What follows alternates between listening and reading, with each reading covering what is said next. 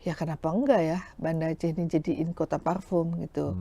Cikal bakalnya kan dari atsiri kita, dari nilam kita, petroleum oil kita gitu ya, yang ternyata dari nilam yang selama ini diolah di dunia itu 70% berasal dari nilam Aceh. Saya minta agar difasilitasi mendatangkan ahli parfum dari dunia, yaitu Perancis.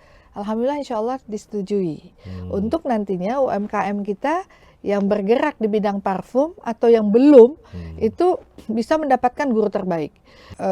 Kualitas parfum kita itu bisa standarnya betul-betul standar dunia gitu ya. Kan roadmap menjadikan kota parfum selama 5 tahun ke depan itu udah dibuat oleh USK.